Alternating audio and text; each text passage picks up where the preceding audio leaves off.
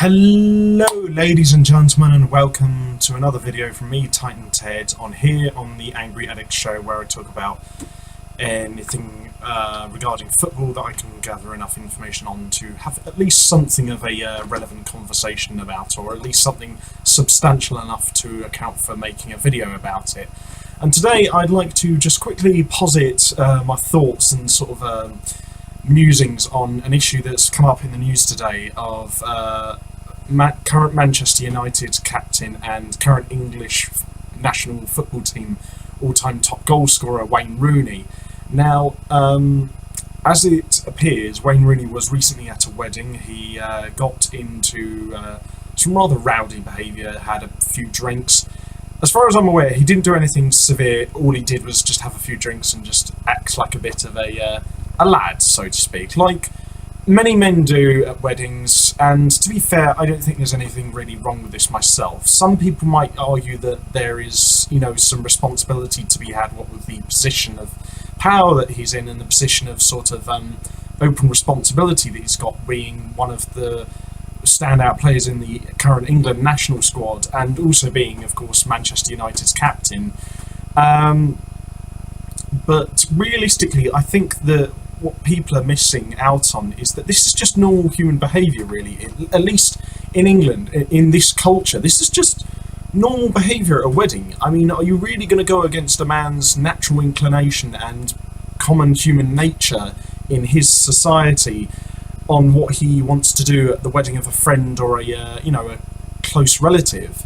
I mean, that's what he was doing, so why not allow him to, release himself for a bit? I mean, he's got a lot of responsibility on his shoulders, being Manchester United captain alone, but also being one of the sort of centrepiece players of the England squads also puts a lot of stress on your shoulders. And I'm not trying to make the case that all celebrities should be protected or that all of them are undoubtedly in a stressful situation. I'm not saying that they aren't, but then again, it's not like, he's, the holy reverent saint of all existence and being in this minute existence.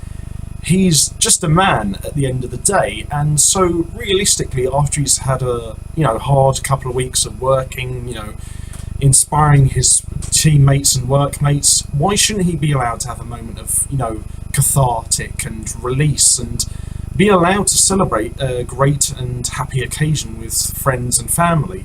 I don't see what's so wrong about this. I don't see why the FA sees it reasonable to temporarily drop him from the England squad and to basically give him the real sort of hefting that you'd expect a player to get if they'd done something like dodged their taxes or had illegally bet on matches. I mean, just appearing like a bit of a sort of a rowdy bloke after getting a bit drunk in some wedding images doesn't really strike me as bad as, say, what Adam Johnson or someone like that has done over the years in football. I mean, it's really not that bad as far as I'm concerned, and I know I'm just regurgitating what everyone else has said, but I mean, come on, it's just a natural inclination that most men have in this country when they go to a wedding.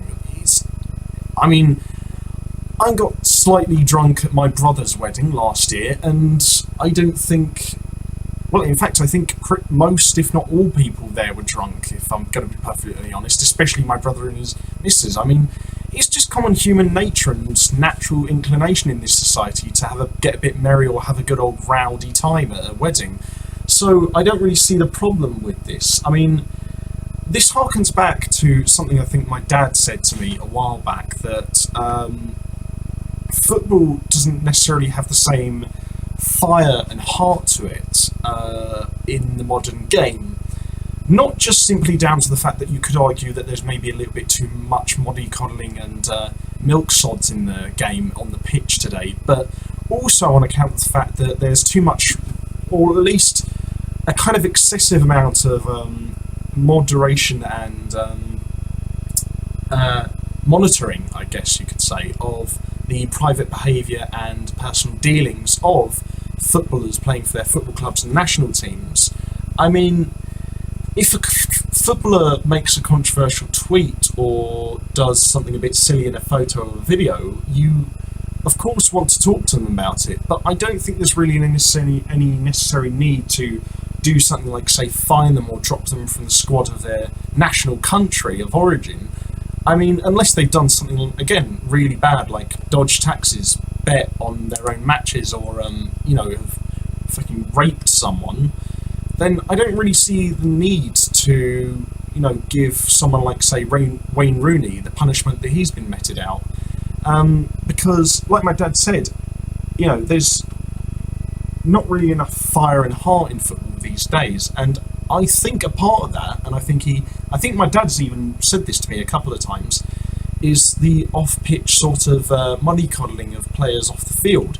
They don't really seem like human enough these days to sort of purport themselves to be, relatable people. I mean, the FA is making all these statements about Wayne Rooney being, a proper upstanding role model to kids and how he should act in accordance to that. But the thing is that most kids get their moral sort of guidance from the people around them, people like their parents, their school teachers, their friends. They might, be influenced to do something by, or, inspired in a sense, I guess you could say, to do something by a celebrity.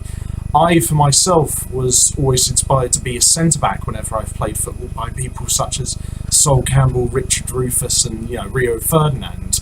But at the same time, I wouldn't always follow the exact lifestyles that they would. It's just, I thought they were cool dudes. I thought they were really good defenders in their day, and that's why, at least in part, I sort of admired them and, I guess to some degree or not another, looked up to them. But really, the moral guidance, the core central moral guidance that you're going to get when you're growing up is from the people immediately around you, not from some celebrity you see on the television or running around on the football pitch at your favourite football club. I mean, yeah, okay, fair enough. Celebrities and football players have a lot of standing in our current day in society, what with the expansion of social media.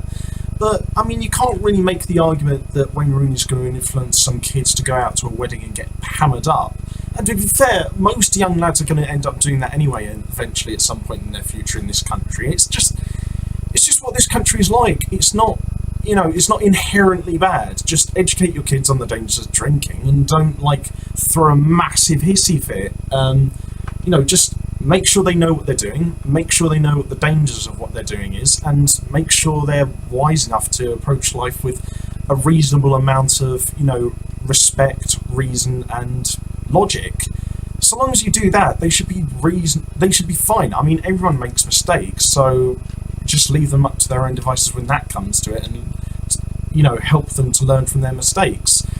The chances are that some kid is going to get pissed up and sort of get fired from their job when they're sort of 12 after having seen Wayne Rooney do it is phenomenally unlikely. So I feel like they're just being a bit over the top with this. I mean, maybe have a word with him behind the scenes and sort of, I don't know, maybe possibly think about suspending him for a game or two, but really fining him and potentially dropping him from the England squad seems a bit harsh. And I don't know, I just think football players these days don't really seem human enough anymore. I mean, I was born in 1994, and I remember even back in the early 2000s, you'd see players acting reasonably natural after they'd won something, or after something bad had happened, or they wanted to criticise something. You got the feeling that they were really talking about that in a genuine way. I suppose even by that point you could argue that the cogs of this kind of modern day mollycoddling of players started to begin. But even then, there was still a significant amount of what I would say is human interaction with the media from players and managers alike. Nowadays, you just get this sort of sanitised kind of safe drivel coming from their mouths anytime anything bad happens. And I just wish we could see something that's a bit, has a bit more passion, has a bit more fire to it. I always remember, I just think about watching, interviews of players like Eric Cantona and Roy Keane or Jaap Stam or Ian Rush or Alan Shearer, or great players like that who really made their names, say in the the 80s and the 90s, talking about their experiences in football. And every time you look at one of those interviews from back then, they're talking like they're a real human being, regardless of what you may think of their personal conviction or what kind of a player or person they were. they were really speaking from being a human and having experience of what they were talking about. So I feel like, I don't know, I just feel like the common consensus today of football is that footballers should just constantly be upstanding citizens. And I know that is a good thing to aspire to, but I feel like it's been taken to such a degree where football is starting to lose its heart, or at least in most part already has. So I don't know, I can't really suggest any way to fix this other than just say I hope that in some way some footballers somewhere can break this common trend. But considering how badly the FA has overreacted to Wayne Rooney's recent actions at his mate's wedding, doesn't seem likely, I guess. In any case, I hope you guys have enjoyed this video, or at least found it informative. Stay tuned for any future videos in the future. And as always, I've been Titan Ted, aka the Angry Addick. I hope you guys enjoyed this video. Check out my other social media platforms and my 2 other YouTube channels in the video description below. Stay safe, and I'll see you guys next time. Bye for now.